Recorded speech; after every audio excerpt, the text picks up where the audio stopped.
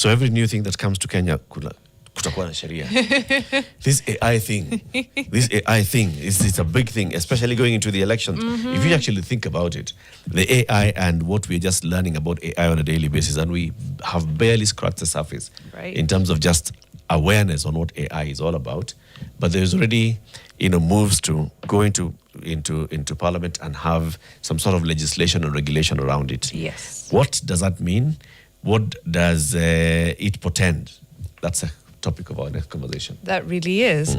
We're joined in studio by Linet Kwamboka. She is the founder and CEO of Datascience Limited, and of course a computer scientist as well, someone who has worked in the world of AI for a minute, I think probably as long as AI has existed. But she's AI. She's AI, yeah. Ooh, coincidental that AI and you should launch at the same... No, I'm kidding. We don't know whether we are really talking to Linet. Or the AI Linet. How shall we ever know? Good morning, Linet. Good morning, Mariam. Good morning, Eric. Morning. Nice to be here. Karibu sana. Normally, Jana would welcome me with the day's quote. Oh. She left that job in the able hands of Mariam. Right. So today's quote is by Sundar Pichai, CEO Alphabet, said that artificial intelligence will have a more profound impact on humanity than fire, electricity, and the internet. Agree? Disagree? On a scale of 1 to 5, can I say 3? I'd neither agree strongly or disagree strongly. It's in between there. It's in between. Yeah, there's been lots of innovations and, revolutions that have changed life. We still reference sliced bread. So I think it's going to be a while before AI takes that position. Right? Yes. I still think every time something happens, I'm like, I feel like a caveman discovering fire. So... I don't know if AI feels like that yet. I get what you mean. It feels like something, but I put myself in the shoes of someone discovering fire for the first time, doing and then a spark light. Yeah. I mean, it's their job to inspire people to think differently. So sometimes you have to come up with very strong quotes to get people. I mean, we're talking about it here. So to think widely. Yes. So then, Linet, what is AI? From a very layman perspective, just think about how we see content. For a long time, we've been seeing content and you're like, Ioni. First, we started with Ioni camera tricks. Okay? Yes. Then we went into Ioni Photoshop. Nowadays, everything is Ioni AI. AI. Yes. We came from read a book, get encyclopedia, then into Google it. Yes. Now we have Ask Chatty. Chat. Yes. Right? Yes. So what is this AI thing? So in a very simple way, one, AI is an element of computer science. So computer science has many different things that run computing, information technology, and all that. And AI is an element of computer science. And it's basically about creating systems that kind of simulates human intelligence. So think about the things that you're able to do. So it's about creating systems that should be able to sit in your place and do those things. But then you are absolutely right in that thinking of now everyone thinks everything is AI. There's a difference between AI and automation. So now everyone thinks anything that is on your phone is artificial intelligence. And I mean, folks are not to blame, really. It does take some kind of training to be able to identify that. Right. And we've seen a lot that has happened now to come up with these complex systems that make our lives easier. But I still say humans are supreme because think about the fact that you woke up this morning, you made the decision to come to the studio and you're here and you're having this conversation. AI can do waking up very, very well. It can do transit very, very well. It can do sitting in studio but we haven't gotten to that point where it can do all these things at the same time, the way a human being would. But that is the goal of big technology at the moment. Is that the goal? Wow, interesting. I was at the Decode Summit last week hosting, and I remember asking the audience, because essentially day one was heavily centered on AI, and the conversations were around how to make it work for you, especially for developers, for people in the tech space, and this idea of feeling like AI is coming for my job, right? So that was demystified, and people are trying to find and lead people to opportunities around AI. So then I asked the room a question. I was like, cool, we've already gotten over this idea that AI will take every job and take everything, but what job do you want to take back from AI? Because you've mentioned inaweza kuja iuliza maswali hapa. So yeah, lakini haiwezi amka na ikuje iuliza maswali. We are not yet there yet. Keyword. What do you think AI should stay out of? There's really no telling, because by the nature that we're human beings, we always want to optimize. We always want to do, the very best. And in some cases, the very minimum. You want to do less of washing dishes and more of watching TV, So are you in my head? So there's really no telling, for instance, what AI should do less of. There are things, for instance, I personally, as a mom of 2 little children, would like AI to stay out of. And that is, out of my kids' minds, out of especially kids, thinking systems and all that, because this is also created by someone else who's trying to impose a way of doing things. So when it comes to thinking, in the 1950s, there's a British guy called Alan Turing, and he was among the first thinkers of this thing called artificial intelligence. And he asked the Turing test, which is, can machines actually think, right? And according to him, we would know we have achieved artificial intelligence when machines can think. So for me, if we can push that as far away from ourselves as possible, that would be really good. But that is what a lot of, the technologies right now, when you see the conversations by the global developers, it's about, we don't need computer scientists anymore. We don't need software engineers anymore because AI will do it. We've seen big companies laying off thousands of people because they say, we do not need these guys because now we have artificial intelligence. So there's definitely going to be that impact. I'm still at some gray area, right? And you touched that canal for me. When you said that many times people confuse automation with artificial intelligence. So give me examples of where people see automation, but they think it's AI. So let me ask this one. Yes, go for it. We have these self-drive vehicles that are now being launched all over. Is that AI? Is that automation? So there's parts of it that are automation. There's parts of it that are AI. Automation is, I can feed you, it's like a missile. There's a war going on, so I can feed you the coordinates and tell you, move from here, go to that point. Okay. That is automation, because you're using a very set data set to be able to make that decision. There's coordinates, you're here, you're moving on to the next. But then there is move from here, go to the next. If you do not find Eric, then come back or call his phone. So that is, we are getting into AI. Now, proper AI is, if you do not find him and he does not pick his call, who's in his contacts? Mariam is. So you can make the decision to call someone within. So the AI can say, okay, get me Eric was last seen with Mariam, so let's call Mariam. So you see, the idea behind AI is, it starts with automation. You collect the right data, you feed it into the system.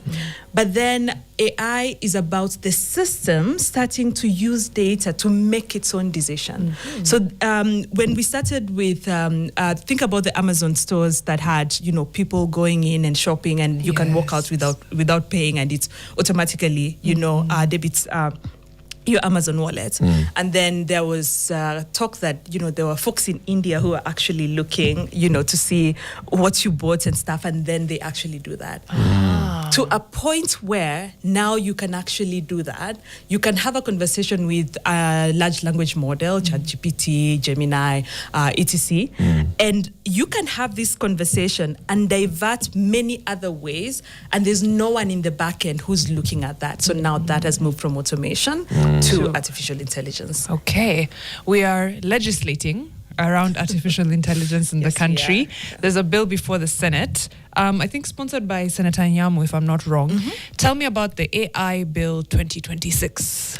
The AI Bill 2026 is at the introduction stage in Parliament, at the Senate, and it seeks to legislate the practice of artificial intelligence in the country. But there's many different ways to look at it. What exactly are we legislating? Last year, March 26th, we launched the Kenya AI Strategy 2025 to 2030. Yeah. So it's been exactly a year last week, actually. Happy anniversary to the strategy. We'll see how far we've... Okay. Yes, so it was around this time, you know. The proposal, for me personally, I think is ill-timed because when we were working, we spent, I was part of the team that came up with the Kenya National AI Strategy. When we came up with the strategy, the idea was really to come up with a strategy that can guide Kenya's practice, create guidelines when it comes to AI. There's a reason why it is 2025 to 2030, because we wanted to explore. We're going into this exploratory mission. What does this mean for us? Kenya is known as the Silicon Savannah of Africa. What can we do? What is our education system looking like? Is it, matching up to what, an Ivy League university, for example, would offer? Right. What is our data looking like? Is it, automated? Is it digitized? Can we digitalize it? Our startup and innovation ecosystems, we were looking at, the investments. So the idea was this needed to run as a guide for a few years before you actually start legislating. Right. Because what does legislation do? It kind of puts a stop to a lot of things. So it's coming in to say, we need to establish a commission that will become, the watchman of everything that is happening. Yeah. Kenya has a lot of laws when it comes to, legislating the IT ecosystem. We have the Computer Misuse and, Cyber Crimes Act. We have access to information. We have data protection. Now we have an AI bill. But when you look at all these laws and all these legislations and proposals and policies, there's always a question of implementation. Who's going to come and implement what is happening? And then another thing about the proposed bill is the timing of it. We have seen misinformation, disinformation, artificial intelligence used, for to create deepfakes. It's getting really well. When we started with the videos, a very famous video was one of Will Smith eating spaghetti. And, and now when you look at it, you could not differentiate it from the real guy, right? So coming up with a bill is okay, but then there's a question of who's coming up with that bill and what's the timing of that bill. Okay. Our thinking specifically around the AI strategy was, if we go past the next election, even if you come up with a bill after or a law after, it's not as political as if you're coming up with one just months before the election, a major election. Yeah. So you say that the bill right now is premature? Very premature, yes. Okay. Yes. There's a strategy in place. This strategy is not policy. What does the strategy say? Because it's a 5-year strategy. Yes. What does it say in terms of a legislative framework for the country? What was the strategy? Was it saying, let's come up with a policy on AI, then come up with a bill and law on AI? Or was it saying, let those ones not come up yet? Let's just sit back and observe. So the AI strategy was basically a landscape analysis of where Kenya is vis-a-vis other African countries. What our goal is as Kenya when it comes to artificial intelligence. That is to become a regional leader in AI research, development, and innovation, to be able to commercialize our products and do all of that. Part of the strategy was also thinking about, what is Kenya strong at? When you think about us at a regional level, not as a global level. At a regional level, when you think about data, many years ago we used to have the Kenya Open Data Initiative. Our government has digitized a lot. Think about eCitizen and all the services that are online. We were looking at innovation. We have a very vibrant, innovative ecosystem. There's lots of great companies doing a lot of stuff around IT. We looked at, the technology and infrastructure. It's still up in the air when it comes to the development of data centers, but then there is sufficient infrastructure to be able to support what we're calling, for instance, edge computing. So you're not doing the superpower of AI, but you're starting where people are. Okay. So there are multiple things. We looked at education and all of that. We were not proposing, when we came up with the AI strategy, or the proposal was not to come up with a law.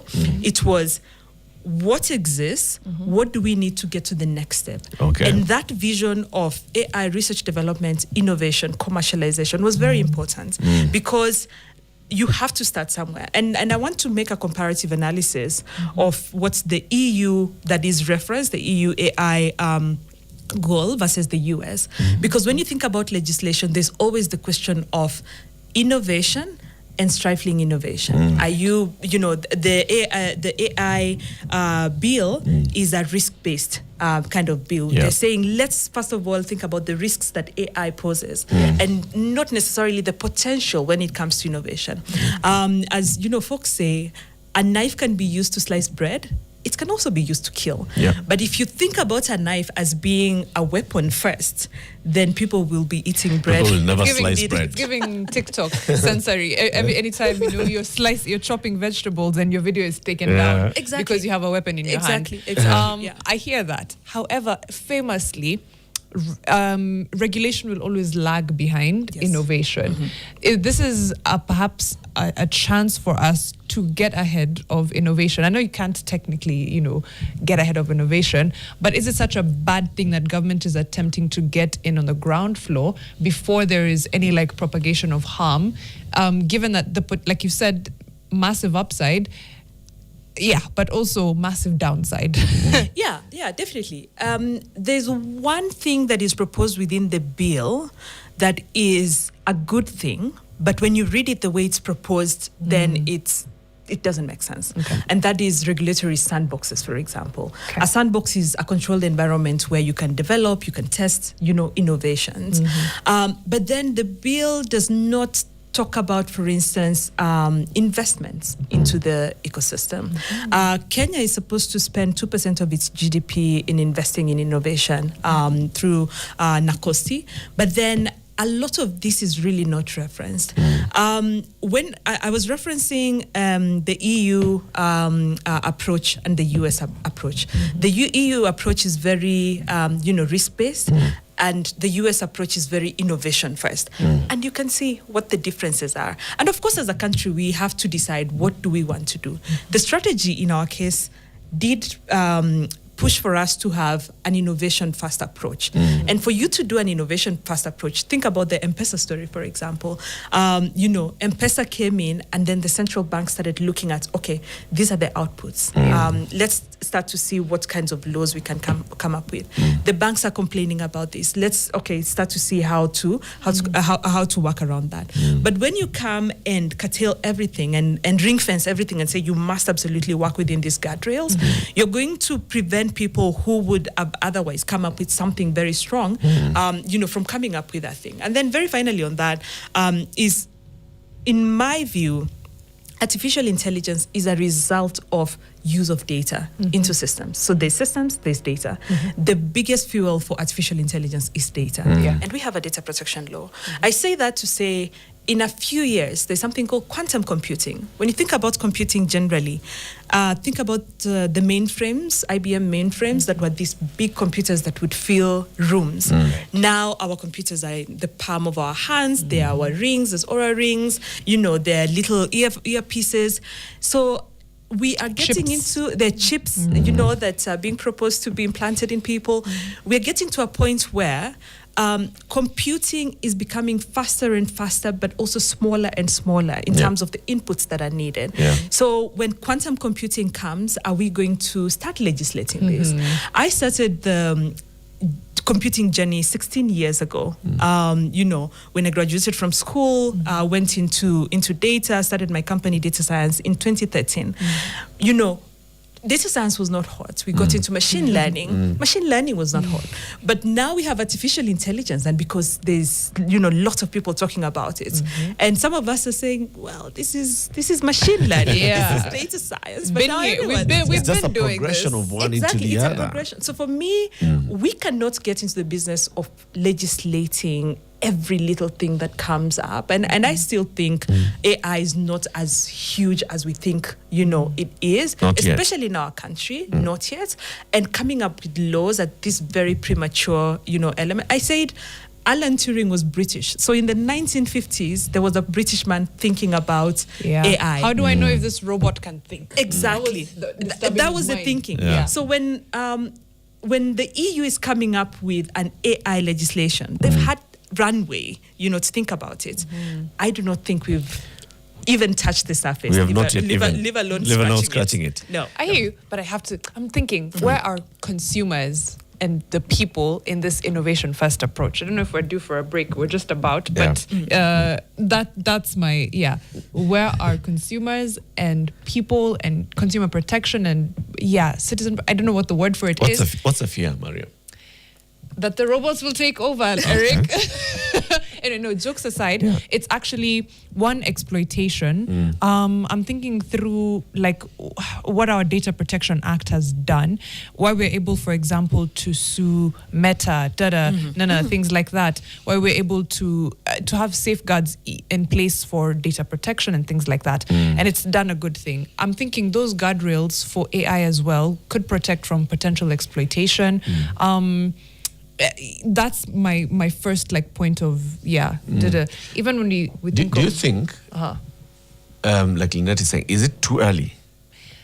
I get that it could be too early because there's a balance of those two, right? There's and Linet, you'll answer this maybe after the break.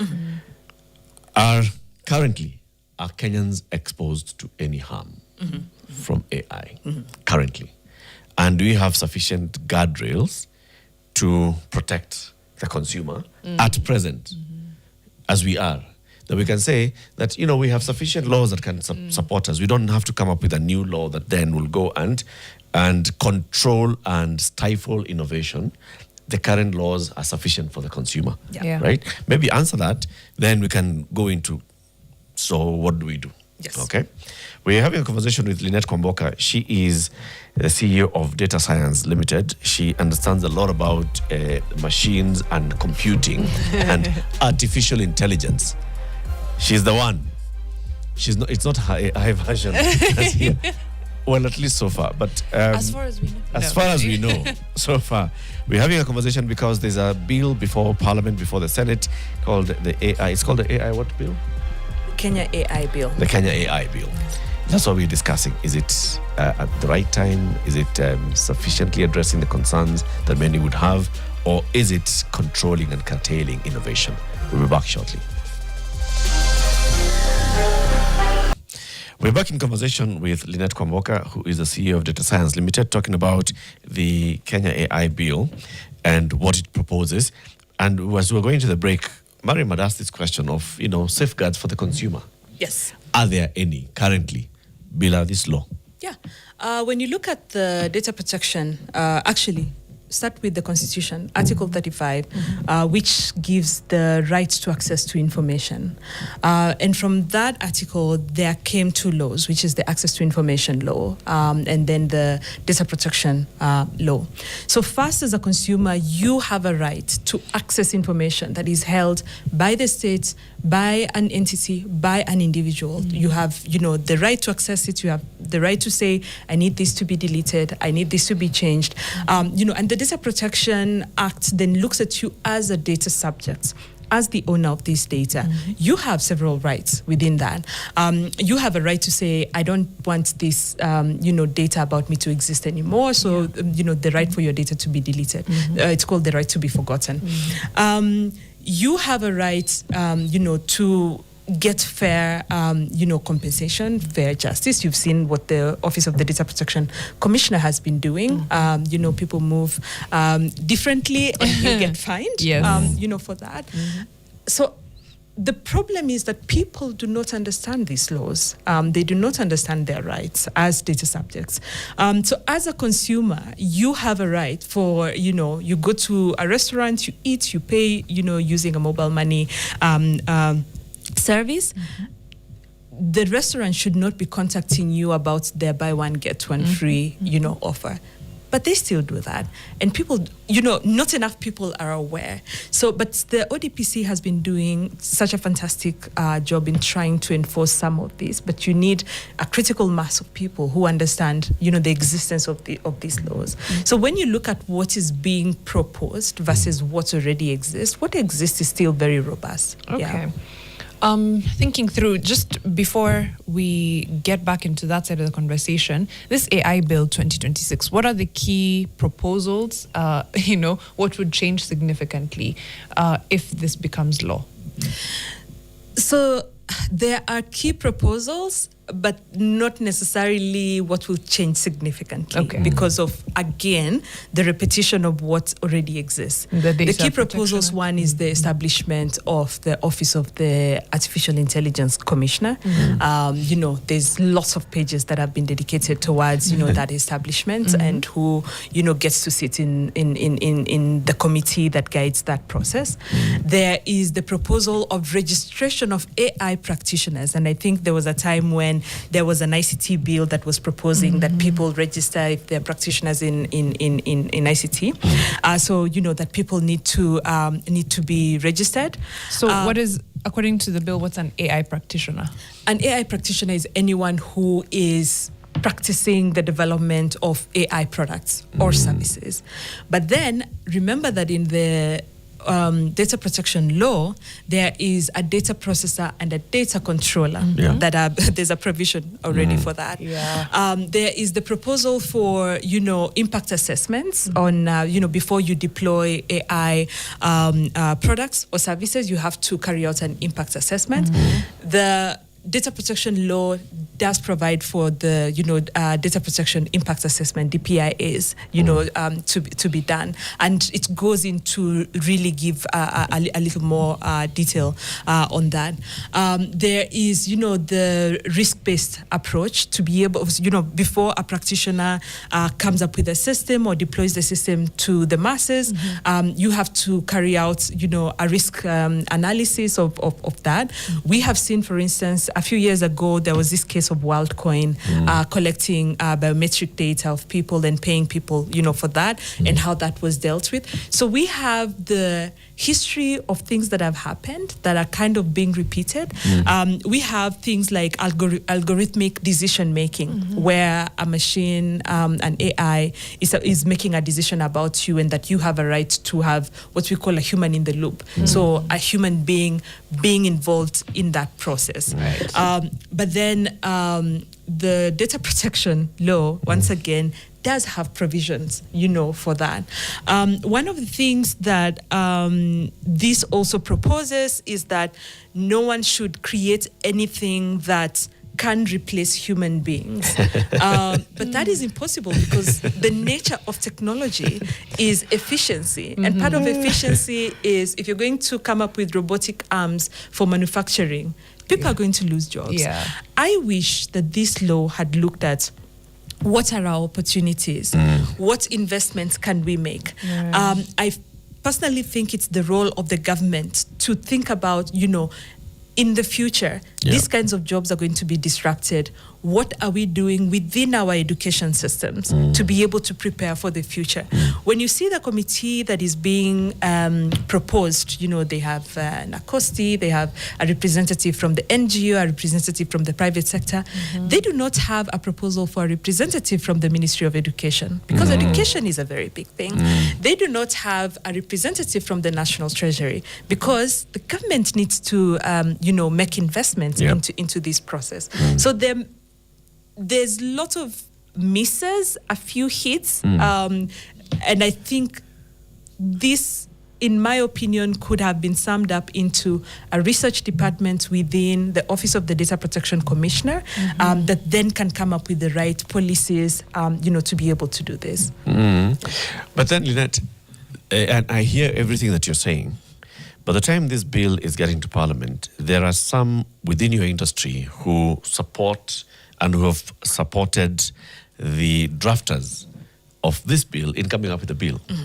What do you think their thinking is? Because I'm sure there are professionals like you who are sitting and feeling we need a bill, we need a law now. What's their thinking?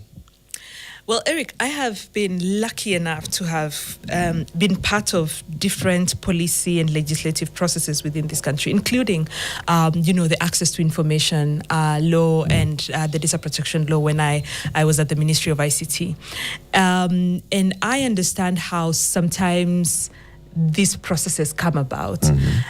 Then and now, sometimes, no hate at all to, our colleagues in the legal profession. Sometimes there's a lot of legal outlooks to problems than the practicality of the things. So yeah, as you've mentioned, there's lots of, professionals who came with this, but I doubt that there was wide consultation before this process.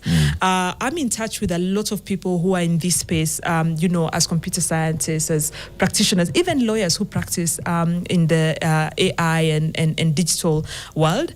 And none of them know about, this process. Everyone was surprised that one morning when, Senator Nyamu presented this law, this bill at the Senate.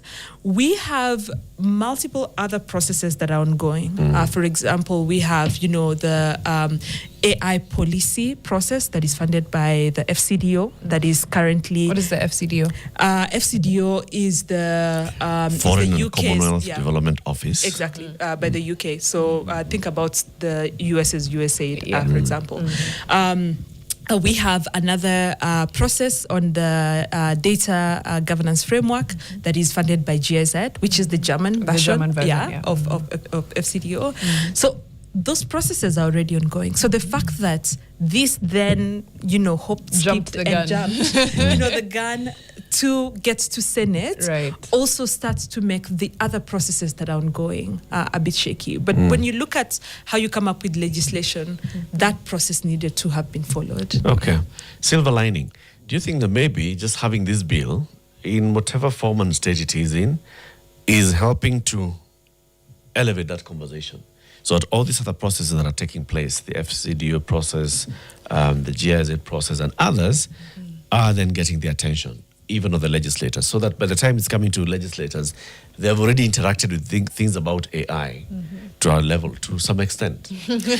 Well, this is the proverbial putting the horse in front of the cart. Sometimes it helps. But you won't move. There will be no movement. The horse knows. The horse knows. Oh, I can't push it. Oh, I need to be. And the horse will go, and the cat will remain because you need one.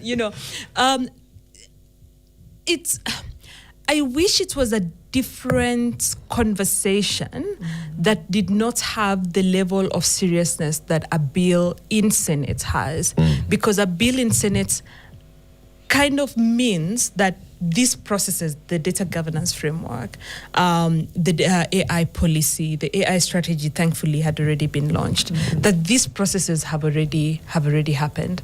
And this unfortunately goes back to the conversation around the siloed nature of government, where, one department could be doing one thing and the next department could be doing something completely different, but this could all come together. There is a silver lining in the sense that, again, we are spending an hour talking about this and many other people are talking about it.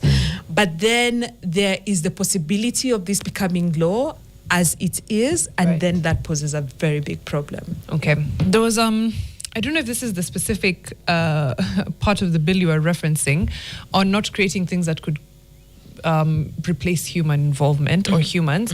So I'm looking at a part of the bill that talks about a provider, 33, a provider or deployer of an AI system that is likely to impact employment shall conduct a workforce impact assessment, including an assessment of potential job displacement, and implement mitigation measures, including reskilling programs, in collaboration with relevant national and county government agencies. Is that the part you were referencing? That is part of it. There's two parts. There's two parts. But you see, the problem with that is the government is then pushing back this job of reskilling and thinking about education policies to a startup that has 2 employees. Yeah. So how are you going to change, the education practice within, or the workforce practice, within the ecosystem? And that is why I say it's the government's role. It's the government's role to do, within research departments, to have an outlook of the future of work and the future of the workforce. And be able to say, because of these emerging technologies, these are the disruptions we are expecting, and how can we better prepare? Instead of churning out X type of graduates from universities, can we undo that? A few years ago, speaking of skills, a few years ago, a university discontinued a PhD in mathematics course. Guess what you actually need to do AI very well? Mathematics. Yeah. So if a university in Nairobi or in Kenya can discontinue mathematics, where was the government, to be thinking about this? Right now, AI generally is a bunch of mathematical, equations. For you to be able to do it well, to reach what we're calling AGI, artificial general intelligence.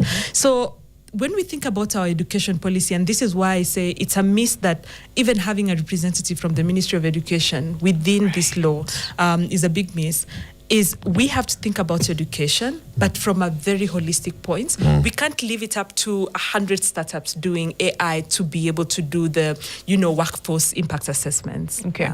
Talk to me about, sorry, Eric. No, I just wanted to read two comments here. Okay. Stakima Pepe, he's a teacher. He says, let's start with the CPA, Ray Okello, who says, AI in Kiswahili is akili unde. Confirm?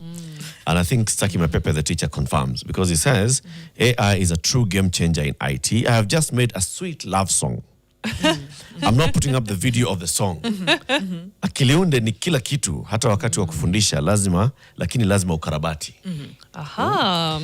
Akili unde confirms. So AI ni akili unde. Sawa.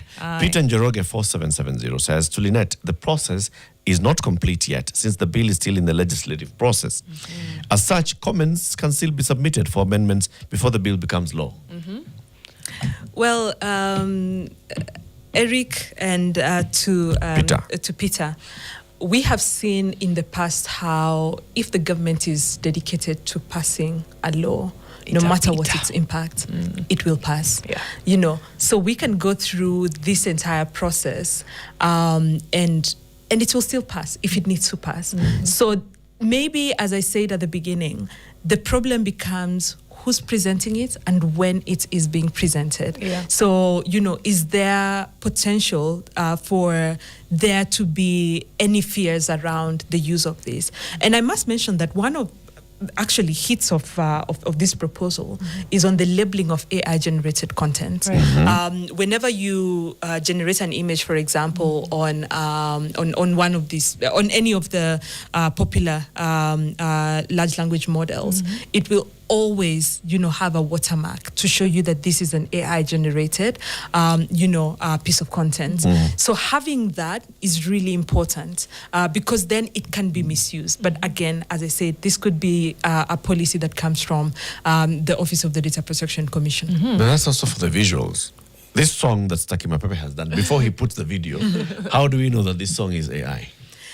I mean, sometimes it takes a very keen eye. I feel like part of my work these days is to look at things and be like, is that an AI? Did the fingers move funny? Is the skin looking a bit too perfect? Is this voice sounding a bit too, too natural? Some will not tell. And as Exactly. to be honest, as it gets better, because that used to be a telltale sign, right? That we began with, you have 6 fingers, 6 fingers. Okay, now it's 5 fingers, but the skin is too perfect. But again, the learning continues, it's so the getting skin better. will look realistic. It's getting better, and that is the nature of computing.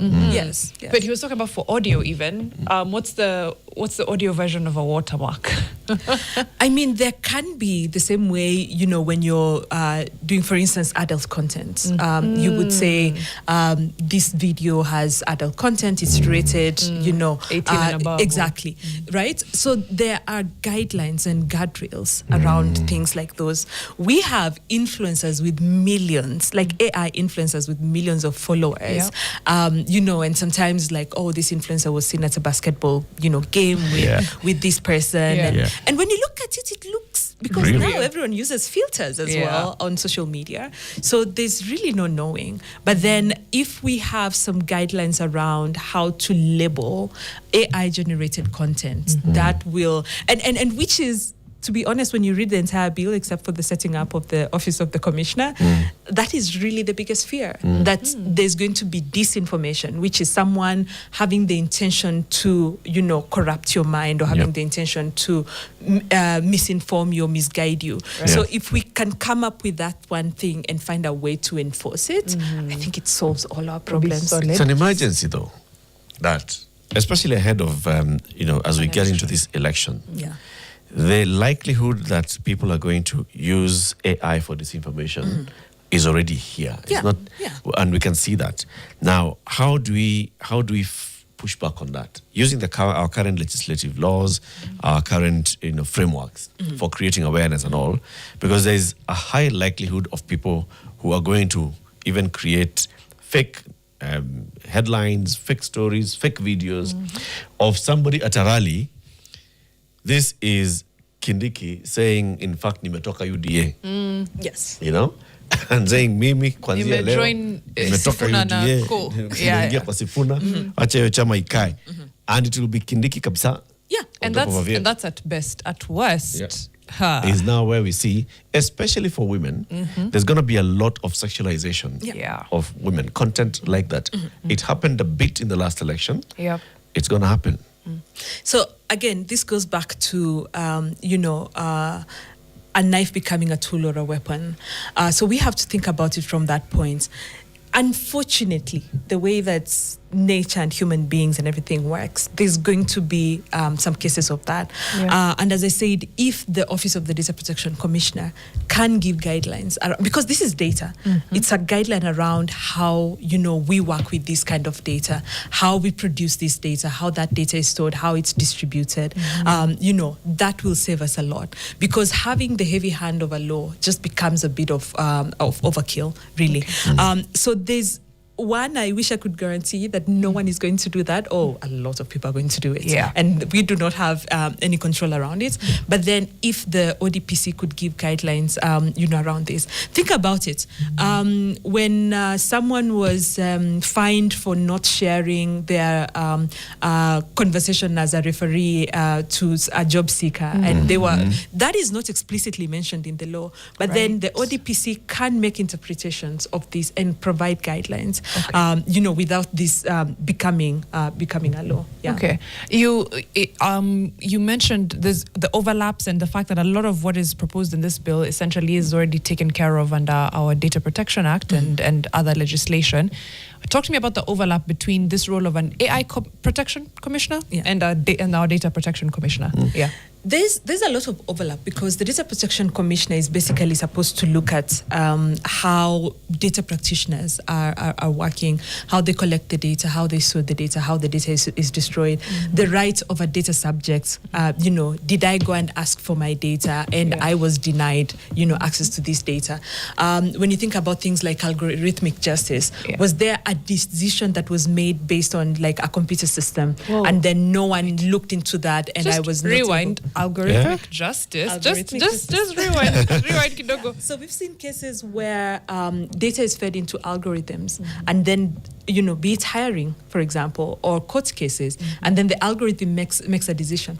But then when you think about bias, there is maybe because you said you're Mariam, the algorithm has information about Mariams, and then it classifies you there, as and it could penalize you, for that reason. So there are things like those, that the ODPC is supposed to look into in addition to other things. They're very similar to what the office of the AI commissioner is supposed to do, which is, the ODPC has a register of data processors and data controllers. The AI commissioner is supposed to have a register of AI, practitioners. The ODPC is supposed to look at, consent and, your consent to your data being collected, how your data is accessed and used. The AI commissioner is supposed to carry out the same functions. But for me, I think about it in the sense that when you look at our budgets, the office of the ODPC gets about 800 million, in annual budgets. Right. What if we spent that 800 million in our ecosystem, because it's going to be, a similar amount, that is dedicated to this, and maybe capex a bit higher because it's a new office. What if we spent that amount back in the ecosystem? We, put that into our 2% of the GDP and invested that in local, research, invested that in local innovation. There's a really great book by Mariana Mazzucato called The Entrepreneurial State. And Mariana, she's an economist, a professor of economy. She talks about the state's role in innovation. Think about Wi-Fi. The United States, government invested in Wi-Fi. Think about GPS. Think about the iPhone. Think about a lot of the innovation, even AI right now. You will hear, OpenAI and all of these other institutions saying, the government will give us subsidies. The government. What if we had such a kitty where the government would invest in local innovation when it comes to this? And part of that can be that research sandbox or governance sandbox, but that could still be under the ODPC. 800 million bob in our Silicon Savannah. It would quadruple. What does that it would move the needle quite a bit. Linet, thank you very much for joining us. Linet Kwamboka is the founder and CEO of Datascience Limited. We've been talking about the proposal that is before the Senate, the Kenya AI bill. She says it's premature. There's already some national AI strategy that's being implemented now. And maybe we should let that run the course and learn as much as we can before then we start coming to put in laws. In our next conversation, we're going to have the Cabinet Secretary for Cooperatives and MSME Development, FCPA, Wycliffe Ambetsa Oparanya. Keep it here for that.